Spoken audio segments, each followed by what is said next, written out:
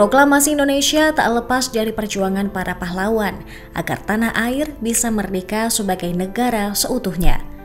Ada peran dari beberapa pahlawan nasional, termasuk 2 proklamator Indonesia. Mereka saling membantu dan berjuang mempersiapkan proklamasi kemerdekaan.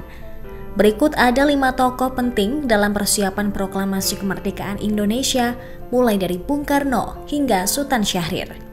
Yang pertama ada Soekarno. Peran Soekarno dalam mempersiapkan kemerdekaan Indonesia tak bisa diabaikan begitu saja. Bung Karno merupakan tokoh proklamasi dan proklamator Indonesia. Selama memperjuangkan kemerdekaan Republik Indonesia, Soekarno sempat beberapa kali ditangkap dan diasingkan oleh Belanda. Menjelang kemerdekaan, ia juga diburu oleh sekutu lantaran dianggap sebagai kolaborator Jepang. Setelah adanya peristiwa Rengas Dengklok, Soekarno akhirnya mengumumkan proklamasi kemerdekaan Indonesia pada 17 Agustus 1945. Peran Soekarno dalam kemerdekaan Indonesia adalah menyusun teks proklamasi, menandatangani teks proklamasi kemerdekaan, dan membacakannya. Setelah Indonesia merdeka, Presiden pertama RI ini masih berjuang melakukan diplomasi agar Belanda mau mengakui kedaulatan Indonesia. Yang kedua ada Dr. Andes Muhammad Hatta. Hatta merupakan wakil presiden pertama Indonesia. Bersama Soekarno, ia berperan penting menyumbangkan ide-ide brilian. Hatta lah yang merubah rumusan sila pertama Piagam Jakarta yang menjadi cikal bakal Pancasila. Ia juga pernah ditangkap oleh pemerintah kolonial Belanda pada Februari 1934 saat mencoba meningkatkan kesadaran politik rakyat Indonesia. Jelang kemerdekaan, tepatnya pada 7 Agustus 1945, dia dipilih menjadi Wakil Ketua Panitia Persiapan Kemerdekaan Indonesia atau PPKI. Pemikiran dan gagasan Hatta dicurahkan untuk mengupayakan kemerdekaan Indonesia. Hingga akhirnya, pada 17 Agustus 1945 bersama Soekarno, ia memproklamasikan kemerdekaan tanah air setelah melewati peristiwa Rengas Dengklok.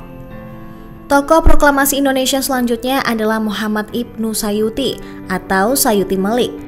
Ia mendapat kepercayaan Soekarno untuk mengetik naskah proklamasi Indonesia agar teks tersebut bisa dibaca pada 17 Agustus 1945.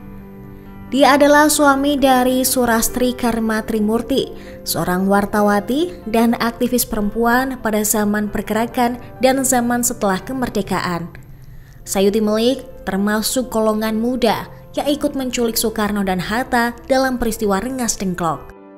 Uniknya, saat mengetik teks proklamasi, Sayuti menggunakan mesin ketik milik Jepang, pinjaman dari Laksamana Maeda. Tak akan ada bendera merah putih tanpa Fatmawati yang merupakan istri Soekarno. Fatmawati lah yang menjahit bendera pusaka Sang Saka Merah Putih. Dengan kondisi yang lemah akibat dirinya sedang hamil besar, Fatmawati tetap berjuang menjahit bendera.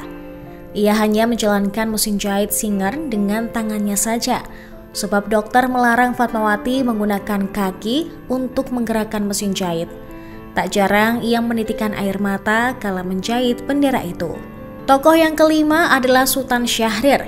Sultan Syahrir adalah salah satu tokoh kemerdekaan Indonesia. Ia adalah sosok yang mendesak Soekarno dan Hatta memproklamirkan kemerdekaan Indonesia saat Jepang menyerah kepada sekutu. Ia dianggap sebagai seorang berintelektual tinggi dan revolusioner. Ia juga yang menggagas pembentukan Jong Indonesia, sebuah himpunan pemuda nasionalis pada 20 Februari 1927. Terima kasih sudah nonton. Jangan lupa like, subscribe, dan share ya.